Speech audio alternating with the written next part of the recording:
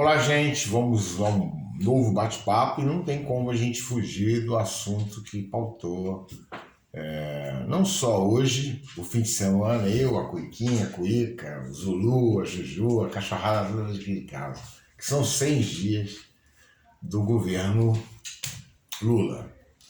Na verdade, isso aí é uma pauta forçada da mídia, que ela quer criar uma série de situações de importância nenhuma para o grosso da sociedade, entendeu? Para a massa do povo, Lula foi avaliado e com uma aprovação absolutamente estrondosa de 87%, né? Só para a gente poder ter uma avaliação clara do que significa isso. A gente pega o Lula, que é ótimo e bom, 87%. Porra, e com a mídia marretando ele o tempo todo. Fernando Henrique sempre foi o queridinho da mídia brasileira, sempre teve uma publicidade, sempre aliviaram o Fernando Henrique em tudo, porque, lógico, ele fez o jogo que interessava os neoliberais, a Faria Lima. Teve 21%, 21% de aprovação. O Lula 87%. São 65% a mais.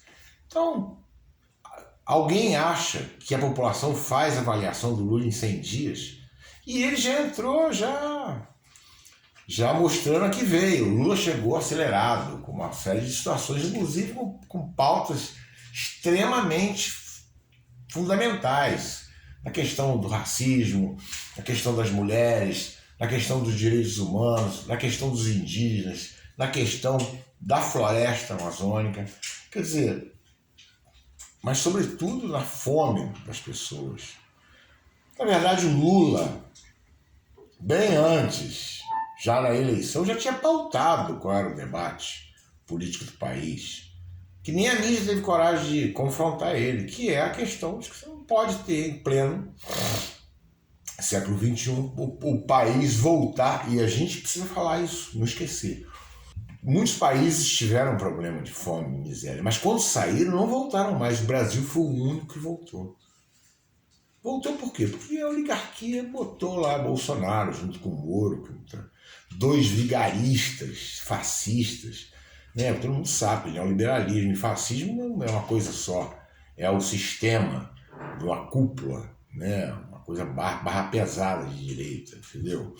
E ali não é aquela coisa sem escrúpulos nenhum, né? Então, o cara do baixo clero, ligado à milícia, ligado a esquema de rachadinha, e agora pegam joias roubadas, mansão para cada filho.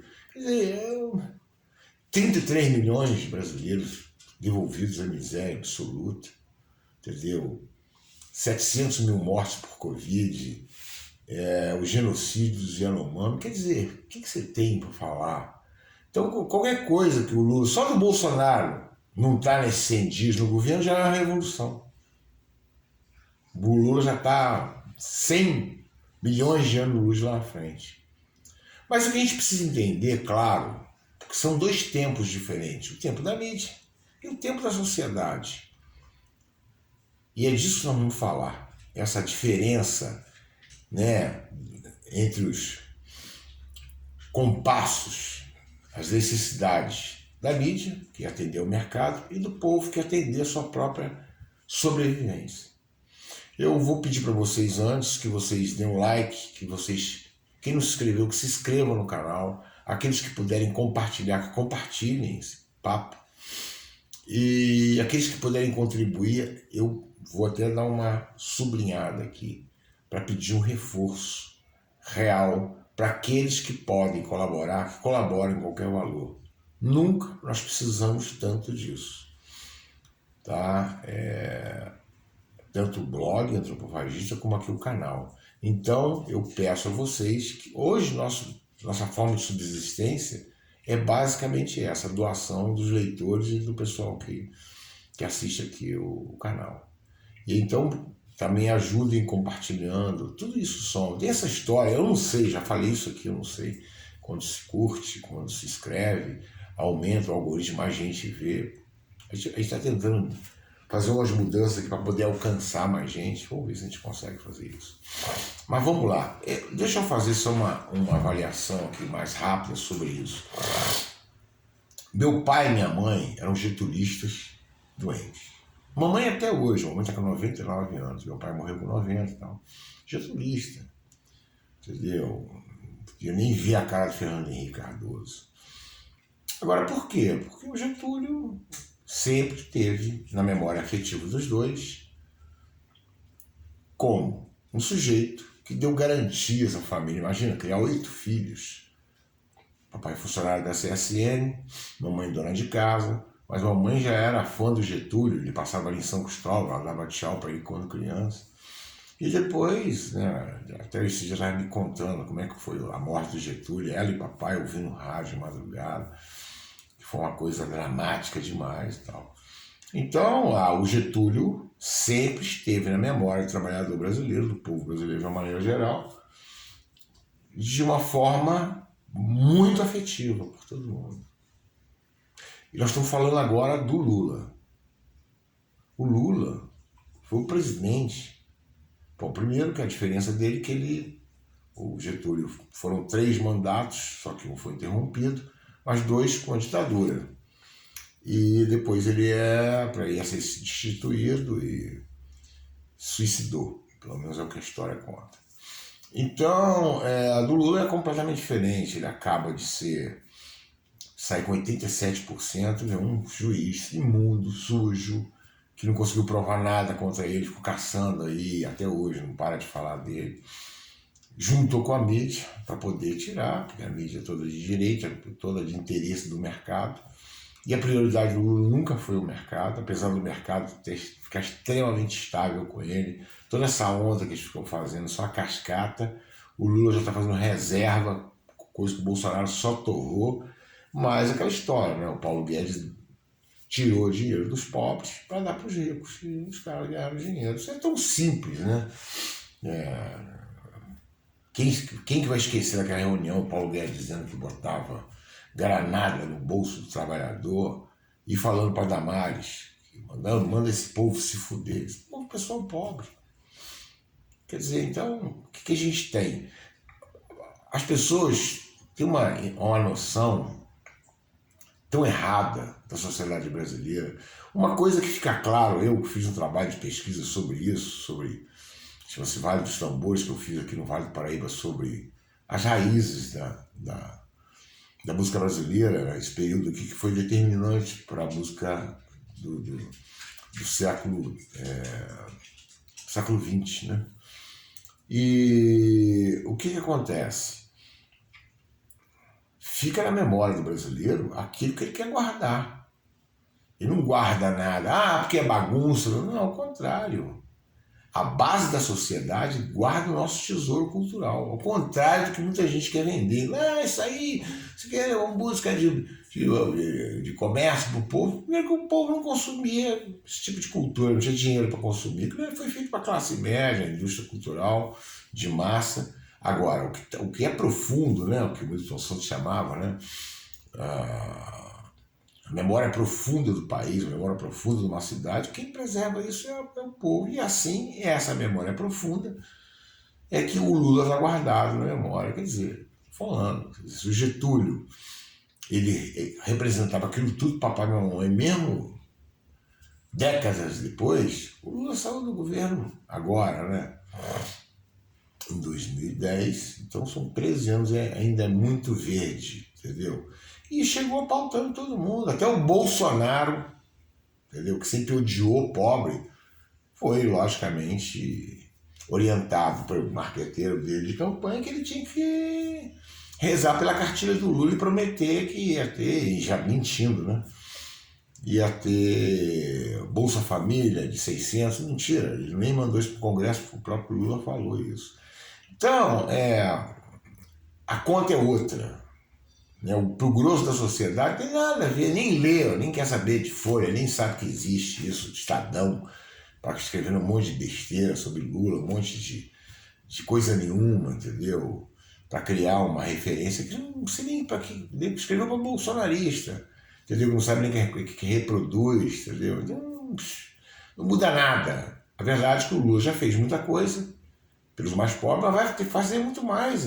É essa a luta dele. E um cara que sai com 87% de aprovação, entendeu? Um cara que pegou as classes C, D e E e transformou num 16º balcão de negócio do planeta, pessoal invisível para o Estado antigamente, isso é o Lula. Então, 100 dias? Não. 100 dias para o pobre não conta nada. O pobre conta 2 mandatos. É isso que fica, é isso que fica. E o povo está errado? Não, absolutamente certo. Quem duvida que a prioridade do Lula não sejam os pobres? Quem duvida disso? Por quê? E o pobre confia no porquê? Porque sabe que o Lula conhece os problemas profundos dos pobres. Porque viveu a pobreza na realidade, viveu na carne. Então é difícil você ver essas avaliações, igual ali a Globo News, porque hoje já não tem mais o pessoal, como se o Lula fosse isso e outra coisa. O Palocci, pelo amor de Deus, gente. Isso é um negócio ridículo. Ridículo. Como se o Palocci resolvesse toda a questão econômica, entendeu? Aquela inteligência do PT, não sei mais. Que inteligência eles achavam que o pessoal não prestava, queria até derrubar o Lula logo 2 anos de governo. O Lula mostrou uma astúcia fodida na tentativa de golpe do Bolsonaro, quando eles queriam criar ali a jogada, era criar uma GLO, entendeu? E para poder dar um golpe. Entendeu? O Lula malandramente sacou, juntou com o pessoal todo lá e falou: não tem nada disso, quem vai organizar isso aqui vai. E o dia 8 ficou marcado como uma derrota pesada dos golpistas ligados ao Bolsonaro, porque ele que coordenou tudo. A única coisa que a gente estranha é ter 100 dias já do governo Lula e o Bolsonaro não está preso. Crime é que não falta. 10 crimes para cada dia, se for pensar, desses 100 dias. Que tipo de crime vamos falar? Roubo de joia? Roubo dentro do Ministério da Educação? Roubo das vacinas? Jogada, o cara ia ganhar não sei quantos dólares, $1, $2, sei lá, por vacina comprada ali na época do Pazuello. O que é? As árvores que o Salles estava negociando. O dia do fogo, assim que o Bolsonaro entrou, já meteu o fogo na Amazônia para poder abrir campo, para poder... Um monte de bandido que ele botou na Amazônia lá. Lobby de arma, como ele fez, que eu sei lá quanto que ele ganhou nisso. Pode dizer para mim que o cara fez isso de graça, né? Pelo amor de Deus. O cara que faz esse tipo de coisa, atrás de joia, entregar, entendeu? Refinaria a troco de joia, porque essa joia também não foi dada. Ninguém é trouxa para não saber disso. E é o ódio que o Bolsonaro sempre expeliu, né? Ele sempre colocou isso para fora, ele sempre quis mostrar, ele falava para uma parcela da sociedade que tem raiva do pobre, é essa que chama ele de mito, que tem raiva de pobre. Então, a grosso modo, não deu nada, não quer dizer nada, sem disso. Porra, você monta uma fabriquetinha de fundo de quintal, com uma maquininha, um overlock, uma colaretezinha no fundo lá. 100 dias, o que é para uma fabriquetótica de fundo de quintal? Nada. 100 dias para levantar um prédio, o que quer dizer? Nem a fundação. Uma casa. Nada. Entendeu? 100 dias talvez não consiga nem passar Sinteca e pintar uma casa. Uma reforminha qualquer numa casa. Nós estamos falando de um país gigante como o Brasil. E o Lula já chegou para resolver o problema urgente. Fome, miséria. É isso que importa. Se ele der 100 dias, estamos ainda... O Lula já chegou com tudo aprovado, com tudo, já chegou, quer dizer, bem antes de começar o governo dele, já estava tudo amarrado, tudo organizado, chegou, entendeu? Já dizendo que veio, a 1000 por hora. Como vai amanhã na China, já está amarrando o futuro para o país, e ali vai criar outros processos políticos. Quer dizer, então, tudo isso que hoje foi falado, esse negócio de cientista, tudo espuma. Para o grosso da sociedade, não quer dizer rigorosamente nada. O Lula venceria a eleição em 2018 se não fosse um juiz pilantra, vagabundo, que se juntou com um presidente vagabundo, miliciano, para poder prender o Lula e ele virar presidente. Se não seria presidente nunca, tá? Nunca. E aí depois saiu a eleição, que todo mundo sabe que os votos que ele teve, pelo menos 50% foi compra de voto. De alguma forma ele comprou voto, impediu gente de votar. O cara é um sujo. Sujo, imundo. Então não dá, o Brasil tá rachado. Rachado de aonde? Você nem vê bolsonarista mais na rua. Os caras não querem nem esse assunto. Mas Bolsonaro já acabou, não existe mais. Vai ficar aí ainda, entendeu? Ah, igual a Folha, não sei mais o quê, porque o engajamento do Lula, não sei o que, depois não sei o quê, teve menos que o Bolsonaro. Quem disse que o grosso da sociedade está aí na internet? Gente, pelo amor de Deus, e se a internet ganhasse jogo, Bolsonaro não perderia para o Lula em 2018, e muito menos em 2022, com a máquina do governo na mão, comprando Deus e todo mundo, com internet, gabinete do ódio, com tudo. Perdeu. O Lula veio de uma prisão, praticamente uma solitária, e estava ali o povo com ele firme. Por quê? Porque aquele Lula de 2 governos, com 87% de aprovação. Compara com a aprovação do Bolsonaro. Desculpa aí que o tempo já mudou hoje aqui. Estou com esse nariz correndo e com tosse. Então, o que a gente precisa ter, uma noção clara, é de ter um olhar, tá, espacial amplo. E não o que a Folha acha, o Estadão acha, o Globo News acha, sei lá.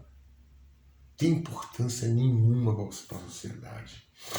Esse cara tem muita arrogância, tem muita prepotência, mas a sociedade brasileira não é feita de essa porcariada midiática, não. Entendeu? É feita de gente importante, que levanta esse país, que acorda, trabalha igual um louco.